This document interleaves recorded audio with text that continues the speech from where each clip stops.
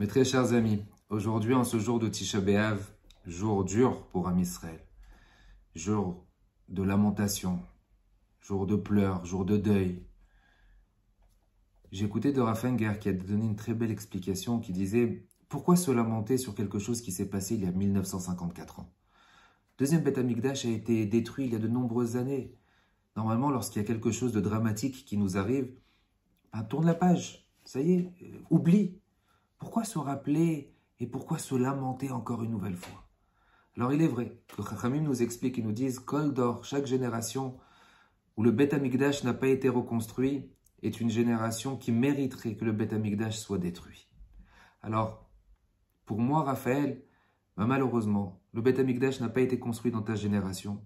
Alors tu contribues au fait que si tu avais été à l'époque du Beth Amikdash, il aurait été détruit. Alors c'est une prise de conscience que je dois avoir et faire en sorte à participer, à me dire je dois me travailler pour faire en sorte à ce que le Beth Amikdash puisse être reconstruit. Mais c'est quoi le Beth Amikdash? Vous savez, on dit que le premier temple a été détruit par rapport aux 3 avérotes les plus graves, sur lequel on dit Yarek Valé Avor. Si on me met un pistolet sur la tempe, on me met une épée sur le cou et on me dit fais Avodazara, fais de l'idolâtrie, je me fais tuer et je ne fais pas d'idolâtrie. Si on me dit tue une autre personne ou je te tue, je me fais tuer et je ne tue pas une autre personne. Si on me dit fais Gilouya Rayot et une relation qui est interdite ou je te tue, je me fais tuer et je n'ai pas cette relation interdite. C'est les 3 avérotes sur lesquelles on dit c'est des exceptions, fais-toi tuer et ne transgresse pas. On a mis 70 ans entre la destruction du deuxième du premier Beth Amikdash et la reconstruction du deuxième Beth Amikdash. On a mis 70 ans entre les deux. On a pu faire Teshuvah sur ces 3 avérotes les plus graves.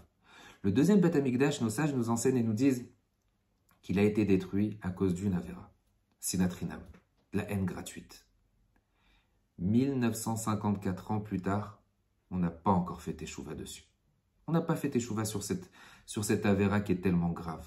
C'est-à-dire qu'on a réussi à faire Teshuvah sur les 3 avérotes les plus graves, mais cette avéra-là de Sinatrinam, de la haine gratuite, on haït gratuitement. La tête de quelqu'un ne me revient pas. Je suis jaloux de lui. Alors que je ne le connais pas. Pourquoi il a une belle voiture? Pourquoi il a une belle maison? Je ne le connais pas forcément. Et haïr gratuitement.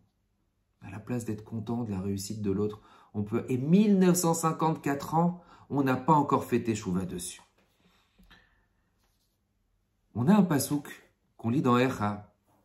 Kara alay moed, que ce jour-là de Tisha B'Av est un jour de fête, est un jour où on ne fait pas Tachanoun. Vous savez, le jour où on ne fait pas Tachanoun, les jours où on ne fait pas les supplications, c'est uniquement les jours de fête, les jours de Brit Mila, les jours de mariage, les jours de Sheva Brachot, la veille des fêtes, les jours de Rosh Chodesh. Et le jour de Tisha B'Av, on ne fait pas Tachanoun. Pourtant, nos sages s'interpellent et demandent pourquoi on ne fait pas Tachanoun ce jour-là? Parce que c'est un jour de fête. Mais en quoi c'est un fête? En quoi c'est une fête? C'est pas une fête. Il n'y a pas de simcha. Au contraire, on est assis par terre, on pleure, on est en deuil, on ne met pas de chaussures. Et d'ailleurs, sur ça, le Maharal pose la question et demande comment ça se fait qu'on ne met pas de chaussures? Les moments où c'est qu'on ne met pas de chaussures, qui sont rappelés dans la Torah, où c'est qu'on ne met pas de chaussures en cuir, oui, exactement, on ne met pas de chaussures en cuir, mais on met des chaussures en toile qui ne sont pas vraiment considérées comme des chaussures, mais on enlève des chaussures. La vraie halakha, c'est qu'on enlève nos chaussures. On ne met pas des chaussures qui sont dures, qui nous séparent vraiment de la terre. Pour quel motif? L'histoire dans la Torah, le premier moment où c'est qu'on rappelle on ne met pas de chaussures, c'est l'histoire avec Moshe Rabbeinu. Moshe Rabbeinu, lorsqu'il se présente devant le Séné, lorsqu'il arrive devant le buisson ardent, Akadosh Baruch Hu lui ordonne et lui dit Shal ne'alecha mal raglecha, enlève tes chaussures de tes pieds. Ki admat kodeshu, parce que la terre où tu te trouves, elle est pure, elle est kadosh. Les Kohanim, à l'époque du Beth Amikdash, ne devaient pas mettre aussi de chaussures. Pourquoi? Parce que tout l'endroit du Beth Amikdash était entièrement propre, était entièrement kadosh. Pourquoi on met des chaussures tout simplement aujourd'hui? Le Maharal nous explique et nous dit que lorsque Adam Arishon a fait la faute à manger du fruit, Akadosh Baruch Hu a maudit la terre. De manière à ne pas être en contact avec la terre qui est maudite, alors Akadosh Baruch Hu, on met des chaussures aujourd'hui. Mais lorsqu'il y a la Shrena d'Akadosh Baruch Hu, lorsqu'il y a la présence d'Hachem, on ne met pas de chaussures. Comme Moshe Rabbeinu qui s'est présenté devant le Séné, devant le buisson ardent, Akadosh Baruch Hu lui a dit, il y a ma place, il y a ma présence ici, enlève tes chaussures. Lorsque les Kohanim étaient dans le Beth Amikdash, la terre était pure, la terre était kadosh, il n'y a pas de malédiction sur cet endroit, enlève tes chaussures. Lorsqu'on se trouve le jour de Yom Kippour, qu'on ressemble à des malachim, on a la présence d'Akadosh Baruch Hu autour de nous, on enlève nos chaussures. Le jour de Tisha B'Av, il y a la présence d'Akadosh Baruch Hu. Il y a la présence d'Hachem. Akadosh Baruch Hu nous cherche. À la différence, lorsque on est en période de Elul, en période de Tishri, où on dit Dirshu Hachem Be'imatzeo, chercher Akadosh Baruch Hu, c'est à nous de chercher le bon Dieu. C'est nous qui devons chercher Hachem. Pour arriver le jour de Kippour, on est censé l'avoir trouvé. Alors on enlève nos chaussures. À la différence, le jour de Tisha B'Av, Akadosh Baruch Hu, il est proche de nous. Et c'est le fait qu'il soit proche de nous, que lui se met en deuil avec nous, c'est une simcha, c'est une joie. C'est une joie. Mais quel style de joie? Kara alay moed. Akadosh Baruch Hu nous dit aujourd'hui que c'est un jour de fête. Mais la suite du pasuk, l'ishbor bachurai, de manière à casser les adolescents, de manière à casser les jeunes. Alors quoi? Quel est le rapport entre le début du pasuk et la fin du pasuk? L'ishbor bachurai, casser les adolescents, casser les jeunes, c'est pour ça que c'est une fête. Appelez-moi ce jour-là un jour de fête. L'explication, mes chers amis, elle est, dans notre génération aujourd'hui, on est tous considérés comme des adolescents.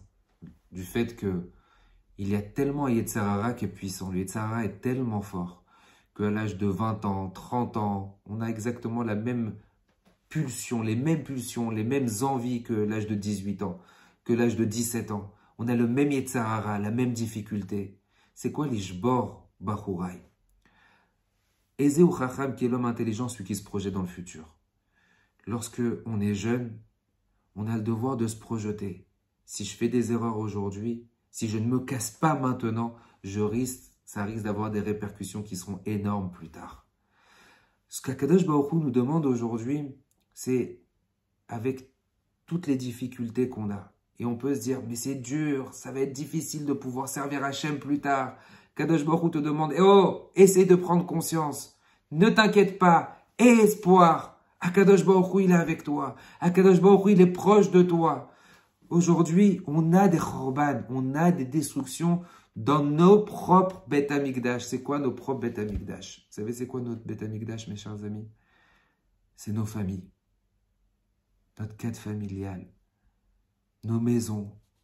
Lorsqu'on n'arrive pas à combattre, lorsque malheureusement il y a de la drogue, lorsque malheureusement il y a des addictions, lorsqu'il y a des nerfs, lorsqu'il y a de la colère, on détruit nos familles, on détruit nos enfants. La Torah nous éduque et fait en sorte à nous apprendre à comment se comporter, à ce que nos erreurs d'aujourd'hui n'aient pas des répercussions tellement destructrices sur le lendemain. Que malheureusement on est capable, chas v'shalom, aujourd'hui, avec une remontrance, avec des mauvaises paroles qu'on peut avoir envers nos enfants, détruire l'avenir de nos enfants. Savoir se retenir. Akadosh Baruch Hu, aujourd'hui, s'associe avec nous pour nous dire « aie de l'espoir ». Mais pour pouvoir avoir de l'espoir, casse-toi. Casse ces pulsions d'adolescent. Casse ces envies que tu peux avoir. Et c'est uniquement si tu arrives à te casser aujourd'hui, Kara Alay Moed, sache qu'aujourd'hui déjà c'est une fête. Si tu arrives à te casser, si tu arrives à te mettre en situation, attends, je vais me retenir, je vais fermer ma bouche. Attends, je vais faire des efforts. Alors c'est déjà un jour de fête. Alors c'est vrai, peut-être que je vais me retenir sur certaines choses, mais c'est une fête en soi-même parce que tu déclenches déjà la meilleure des choses pour le lendemain. C'est ce qu'Akadosh Baruch Hu veut qu'on apprenne aujourd'hui, qu'on ait de l'espoir. Que c'est pas parce que je suis en deuil maintenant que c'est quelque chose qui est noir. Non, je suis en deuil sur le fait que je me casse. Je suis en deuil sur le fait que j'anticipe. Quelle est la réflexion que je dois avoir? Anticipe ce qui se passe maintenant. Essaye de te casser de manière à ce que demain, il puisse y avoir un vrai Beth Amikdash, une vraie construction. Que ce soit le vrai Beth Amikdash qu'Akadosh Baruch Hu va nous apporter ou le Beth Amikdash que tu vas avoir chez toi. Que si j'ai envie, chas v'shalom, d'avoir une addiction, de faire de la drogue, de faire une avéra, de faire une bêtise, eh bien que je me casse.